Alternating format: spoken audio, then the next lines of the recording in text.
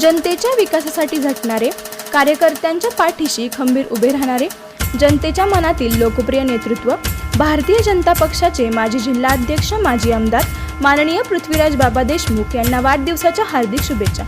आपले नेतृत्व आमचा अभिमान, आपल्या कार्यास उत्तुंग यश लाभो, आपणास उत्तम आरोग्य व दीर्घायुष्य लाभो हीच सदिच्छा।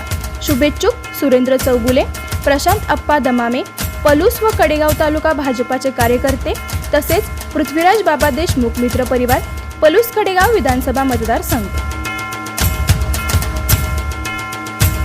आज पलूस नगर परिषदेच्या वतीनं पत्रकार परिषद आयोजित केली आणि पलूस नगरपालिकेच्या भविष्यात येणाऱ्या कामाविषयी चर्चा झाली आणि आता जे काम चालू आहे त्याबद्दल सुद्धा चर्चा झाली। तर अशा पद्धतीनं नगरपालिकेचं आपण 2026च्या नंतर आपण सत्तेत आलो आणि आपण कामाला सुरुवात केली। तर यामध्ये महत्त्वाचा एक मुद्दा आला की पलूस नगर परिषदेची जी नूतन इमारत आपण बांधणार आहोत, तर आपण त्यासाठी स्वागत आहे आपलं सगळं, आपणाला काय अडचण नाही। निधी किती आला हे फक्त बघितला जाणार आहे आणि निधी आपल्याला जो आला आहे तो निधी आपल्याला बास होत नाही आणि त्या माध्यमातून आपली असणारी जागा, येणारी वाढती लोकसंख्या, ह्या गावावर येणारं प्रेशर किंवा भव्य इमारत आपल्या गावाला असावी। आता आज विट्याची भव्य इमारत आहे किंवा आज मला जत आटपाडी म्हणा, ह्या लोकांनासुद्धा इमारती मोठ्यासाठी शासनाने पैसे दिले। आपल्या या गावासाठी आलेला जो निधी आहे तो आपल्याला अपुरासा वाटतोय आणि आपण तेवढाच घेऊन जर काम करत असेल तर पूर्ण व्यवस्थित होणार नाही।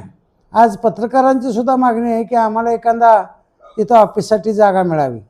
विविध जे जनतेचे काम करणारे लोक आहेत, त्या जनतेच्या ज्या संस्था आहेत त्यांनासुद्धा वाटतं आहे की आपल्याला एक तिथं ऑफिस असावं। तर हे सगळं विचारात घेतल्यावर आपणाला जो आपण 6000 स्क्वेअर फूटमध्ये तुमची नगरपालिका बांधून देणार असा जो शासनाचा निर्णय आहे, तो निर्णय आपण कसा मान्य करणार। आज आपण 35-40 हजाराच्या आसपास आपली लोकसंख्या गेली आणि पलूसची लोकसंख्या ही वाढतीच आहे पण कमी नाही। आपल्याकडे जागा उपलब्ध आहे, आपली इमारत मोठी व्हावी यासाठी आपण एक एस्टिमेट 12-13 कोटीचं केलेलं आहे। शासनानं आपल्याला 5 कोटी दिलेत, ते घेऊन तेवढं 6000 स्क्वेअर फूट बांधा, मग भविष्यात आपल्याला काय मिळणारच नाही।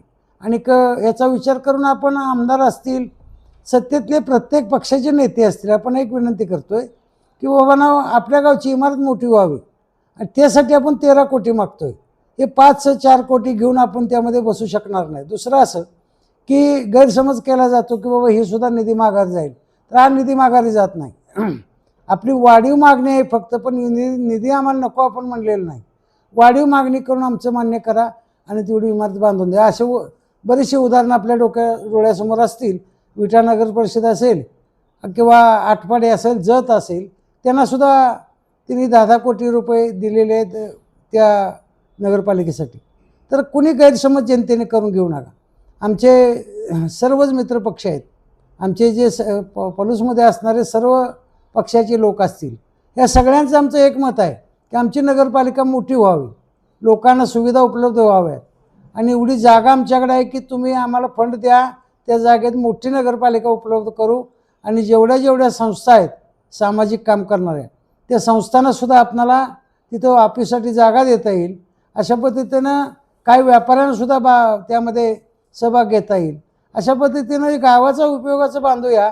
आलाय निधी म्हणून आपण तेवढे 4-2 लाख रुपये घेऊया आणि त्यातनं काहीतरी करूया, का तर सत्ता ही कायम स्वरूपाची एकाची नसते, आम्ही ते मान्य करतो। फक्त काम चांगलं करूया। आमच्या विरोधात असणारे सुद्धा 5 लोक आहेत, पण ते 5ही आमच्याबरोबर आहेत, कुठलाही त्यांचा याबद्दल ऑब्जेक्शन नाही आणि जनतेचाही नसावा।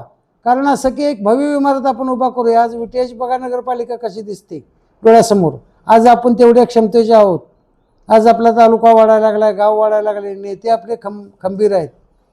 आपल्या तालुक्याची एक इमारत, मोठी इमारत आपल्याला विट्यासारखी किंवा बाकीच्या याच्यासारखी आपल्याला मिळावी, हीच तुम्हाला मी बाईक देतोय। आज तुम्हाला विनंती करतो की सगळी मिळून आम्ही हे काम करू, एवढंच आपण लक्षात ठेवावं।